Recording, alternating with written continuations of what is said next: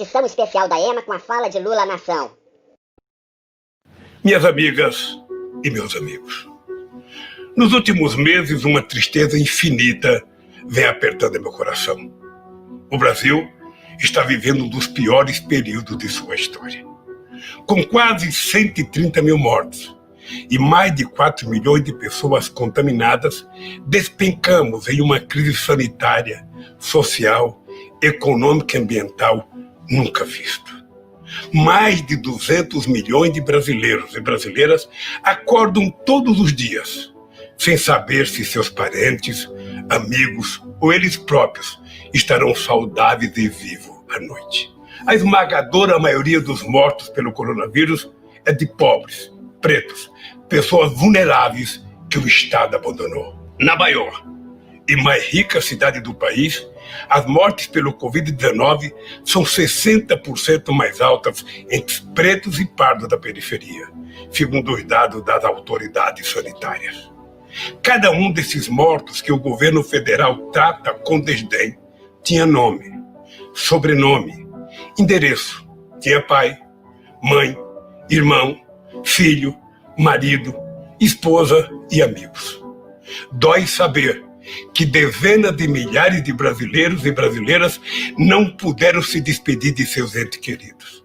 Eu sei o que é esta dor. Teria sido possível, sim, evitar tantas mortes.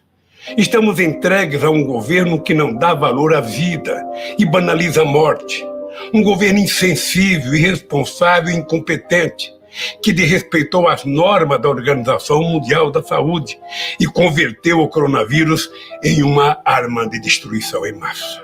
Os governos que emergiram do golpe congelaram recursos e sucatearam o Sistema Único de Saúde, o SUS, respeitado mundialmente como modelo para outras nações em desenvolvimento. E o colapso só não foi maior ainda graças aos heróis anônimos, as trabalhadoras e os trabalhadores do sistema de saúde. Os recursos que poderiam estar sendo usados para salvar vidas foram destinados a pagar juros ao sistema financeiro.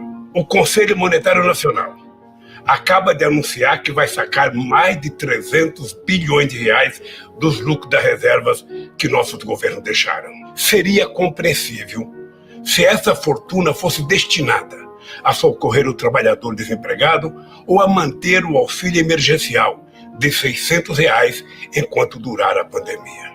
Mas isso não passa pela cabeça dos economistas do governo.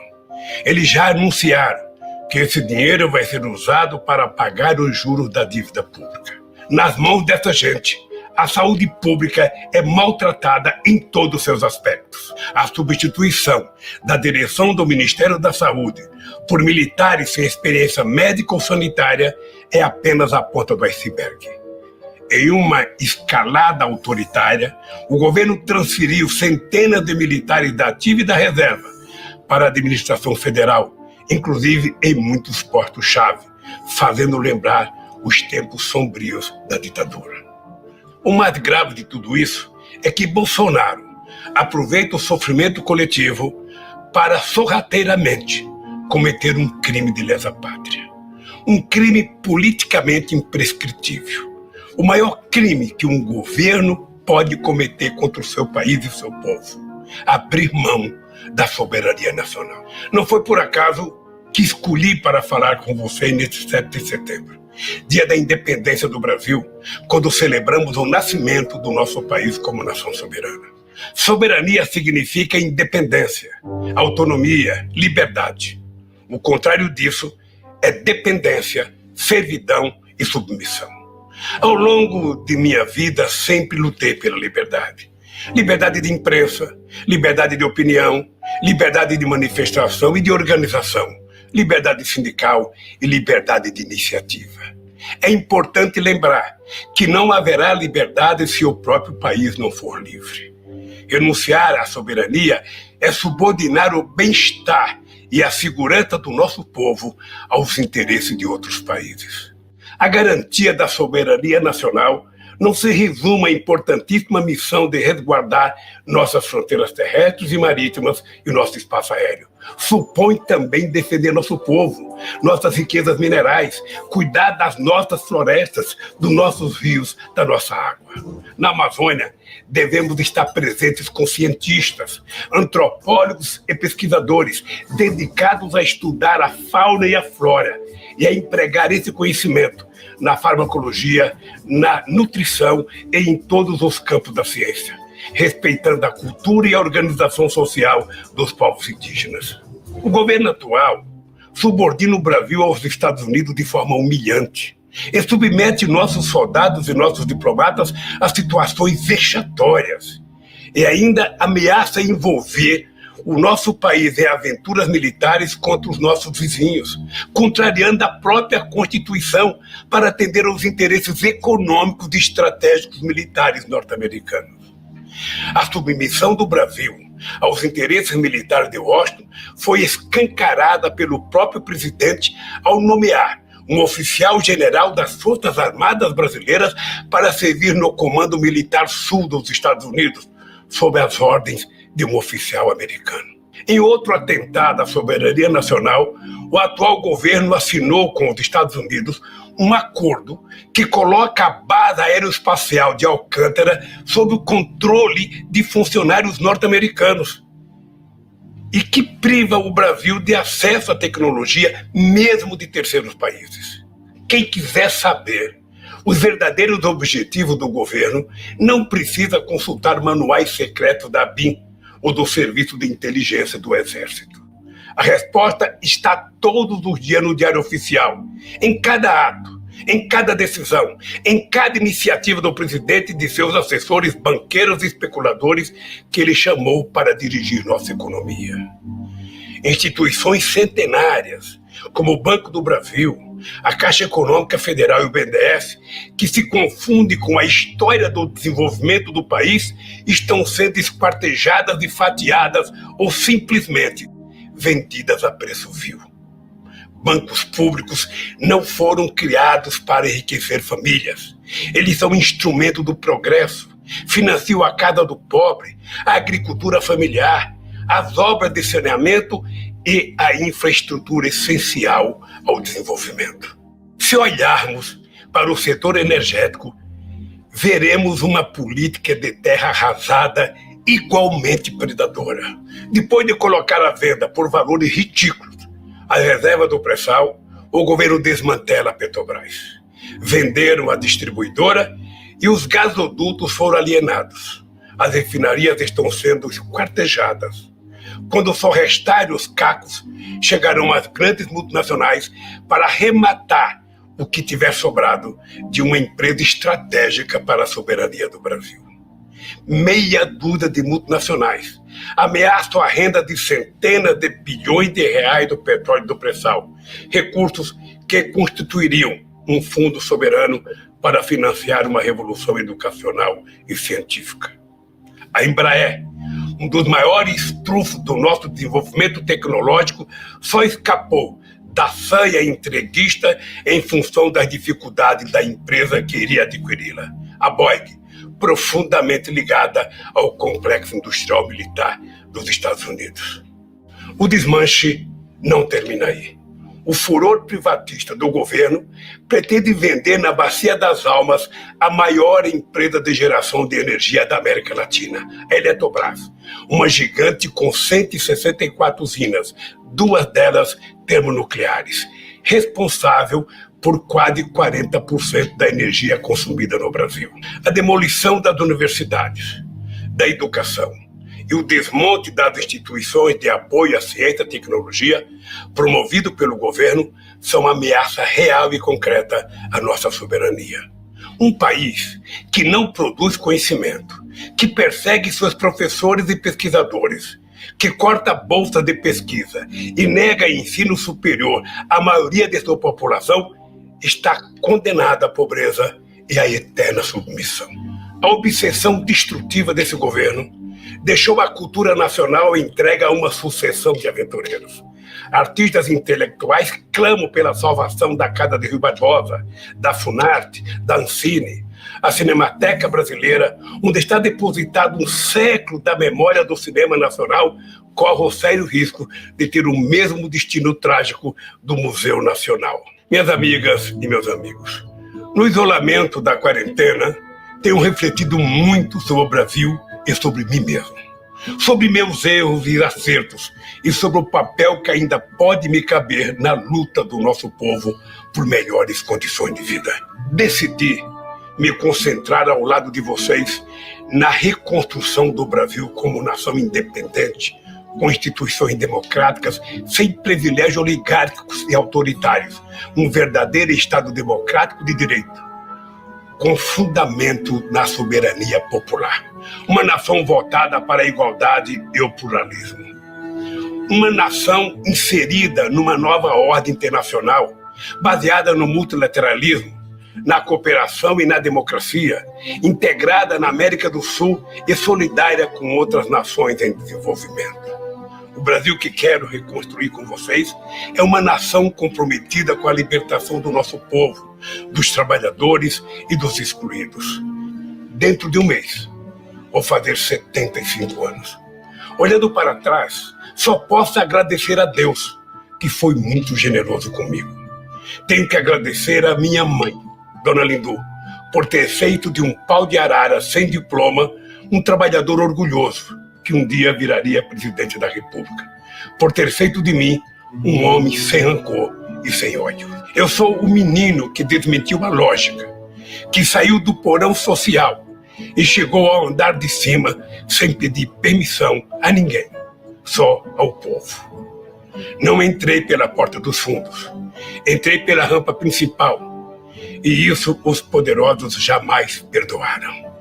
Reservaram para mim o papel de figurante, mas virei protagonista pelas mãos dos trabalhadores brasileiros.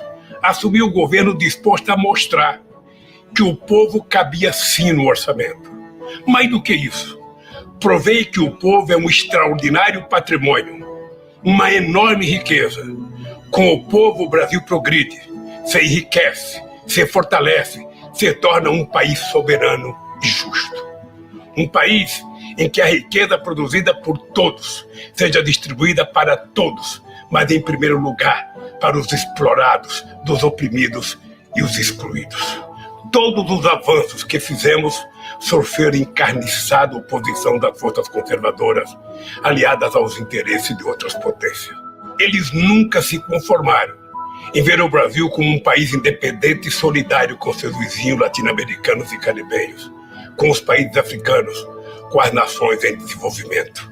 É aí, nessas conquistas dos trabalhadores, nesse progresso dos pobres, no fim da subserviência, é aí que está a raiz do golpe de 2016. Aí está a raiz dos processos armados contra mim, da minha prisão ilegal e da proibição da minha candidatura em 2018. Processos que agora todo mundo sabe contaram com a criminosa colaboração secreta de organizações de inteligência norte-americanos. Ao tirar 40 milhões de brasileiros da miséria, nós fizemos uma revolução neste país, uma revolução pacífica, sem tiros nem prisões. Ao ver que esse processo de ascensão social dos pobres iria continuar, que a afirmação da nossa soberania não iria ter volta, os que se julgam donos do Brasil, aqui dentro e lá fora, resolveram dar um basta. Nasce aí o apoio dado pelas elites conservadoras a Bolsonaro. Aceitaram como natural sua fuga dos debates, derramaram o rio de dinheiro às indústrias das fake news, fecharam os olhos para seu passado aterrador, fingiram ignorar seu discurso em defesa da tortura e a apologia pública que ele fez do estupro. As eleições de 2018 jogaram o Brasil em um pesadelo que parece não ter fim. Com a ascensão de Bolsonaro, milicianos, atravessadores de negócios e matadores de aluguel saíram das páginas policiais e aparecem nas colunas políticas. Como no filme de terror, as oligarquias brasileiras pariram um monstrengo que agora não consegue controlar, mas que continuarão a sustentar enquanto seus interesses estiverem sendo atendidos. Um dado escandaloso ilustra essa conivência. Nos 4 primeiros meses da pandemia, 40 bilionários brasileiros aumentaram suas fortunas em 170 bilhões de reais. Enquanto isso, a massa salarial dos empregados caiu 15% em um ano, o maior tombo já registrado pelo IBGE. Para impedir que os trabalhadores possam se defender dessa pilhagem, o governo asfixia os sindicatos, enfraquece as centrais sindicais e ameaça fechar as portas da Justiça do Trabalho. Querem quebrar a coluna vertebral do movimento sindical, o que nem a ditadura conseguiu. Violentar a Constituição de 88. Repudiaram as práticas democráticas, implantaram um autoritarismo obscurantista que destruiu as conquistas sociais alcançadas em décadas de lutas. Abandonaram uma política externa altiva e ativa, em favor de uma submissão vergonhosa e humilhante. Este é o verdadeiro e ameaçador retrato do Brasil de hoje.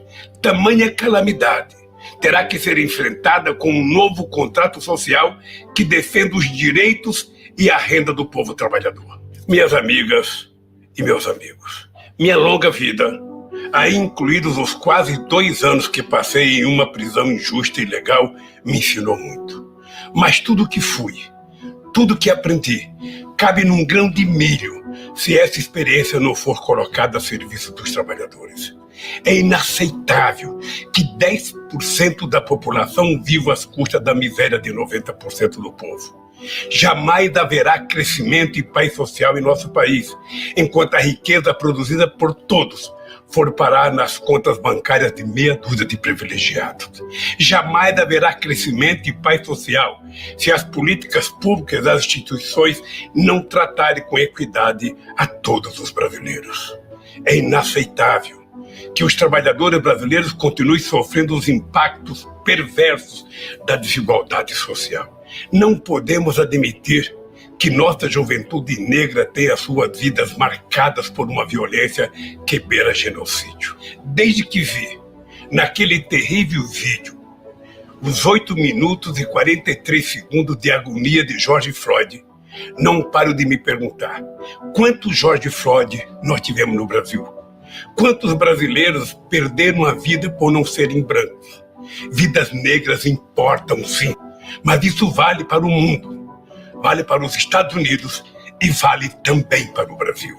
É intolerável que nações indígenas tenham suas terras invadidas e saqueadas e suas culturas destruídas. O Brasil que queremos é o do Marechal Rondon e dos irmãos Vilas Boas, não o dos grileiros e dos devastadores de florestas. Temos um governo que quer matar as mais belas virtudes do nosso povo, como a generosidade, o amor, a paz e a tolerância. O povo não quer comprar revólver, nem cartucho de carabina. O povo quer comprar comida. Temos que combater com firmeza a violência impune contra as mulheres. Não podemos aceitar que um ser humano seja estigmatizado por seu gênero. Repudiamos o escárnio público com os quilombolas. Condenamos o preconceito que trata como seres inferiores, pobres, que vivem nas periferias das grandes cidades. Até quando conviveremos com tanta discriminação, tanta intolerância e tanto ódio? Meus amigos e minhas amigas, para reconstruirmos o Brasil pós-pandemia, precisamos de um novo contrato social entre todos os brasileiros. Um contrato social que garanta a todos o direito de viver em paz e harmonia, em que todos tenham a mesma possibilidade de crescer, onde nossa economia esteja a serviço de todos e não de uma pequena minoria, no qual sejam respeitados nossos tesouros naturais, como a Amazônia, o Cerrado, o Pantanal, a Amazônia Azul e a Mata Atlântica. Alicerce desse contrato social tem que ser o símbolo e a base do regime democrático, o voto. É através do exercício do voto, livre de manipulações e fake news, que devem ser formados os governos e ser feitas as grandes escolhas e as opções fundamentais da sociedade. Através dessa reconstrução, lastreada no voto, teremos um Brasil democrático, soberano, respeitador dos direitos humanos e da indiferença de opinião, protetor do meio ambiente e das minorias e defensor de sua própria soberania. Um Brasil de todos para todos. Se estivermos unidos em torno disso, poderemos superar esse momento dramático. O essencial hoje é vencer a pandemia, defender a vida e a saúde do povo. É pôr fim a esse desgoverno e acabar com o teto de gastos que deixa o Estado brasileiro de joelhos diante do capital financeiro nacional e internacional. Nessa empreitada árdua, mas essencial, eu me coloco à disposição do povo brasileiro, especialmente dos trabalhadores e dos excluídos. Minhas amigas e meus amigos, queremos um Brasil em que haja trabalho para todos. Estamos falando de construir um estado de bem-estar social que promova a igualdade de direitos, em que a riqueza produzida pelo trabalho coletivo seja devolvida à população segundo a necessidade de cada um. Um estado justo, igualitário e independente, que dê oportunidade para os trabalhadores, os mais pobres e os excluídos. Esse Brasil dos nossos sonhos pode estar mais próximo do que aparenta. Até os profetas de Wall Street e da City de Londres já decretaram que o capitalismo, tal como o mundo conhece, está com seus dias contados. Levaram séculos para descobrir uma verdade inquestionável que os pobres conhecem desde que nasceram. O que sustenta o capitalismo não é o capital, somos nós, os trabalhadores. É nessa hora que me vem à cabeça esta frase que li num livro de Victor Hugo, escrito há 1 século e meio, e que todo trabalhador deveria levar no bolso, escrita em um pedacinho de papel para jamais esquecer. É do inferno dos pobres que é feito o paraíso dos ricos. Nenhuma solução, porém, terá sentido sem o povo trabalhador como protagonista. Assim como a maioria dos brasileiros não acredita e não aceita os chamados pactos pelo alto com as elites. Quem vive do próprio trabalho não quer pagar a conta dos acertos políticos feitos no andar de cima. Por isso, quero reafirmar algumas certezas pessoais. Não apoio, não aceito e não subscrevo qualquer solução que não tenha participação efetiva dos trabalhadores. Não contem comigo para qualquer acordo em que o povo seja mero coadjuvante. Mais do que nunca, estou convencido de que a luta pela igualdade social passa, sim, por um processo que obriga os ricos a pagar impostos proporcionais às suas rendas e às suas fortunas. E esse Brasil, minhas amigas e meus amigos, está ao alcance das nossas mãos. Posso afirmar isso olhando nos olhos de cada uma e de cada um de vocês. Nós provamos ao mundo que o sonho de um país justo e soberano pode sim se tornar realidade. Eu sei, vocês sabem, que podemos de novo fazer do Brasil o país dos nossos sonhos. E dizer do fundo do meu coração, estou aqui, vamos juntos reconstruir o Brasil. Ainda temos um longo caminho a percorrer juntos. Fiquem firmes, porque juntos nós somos fortes. Viveremos e venceremos.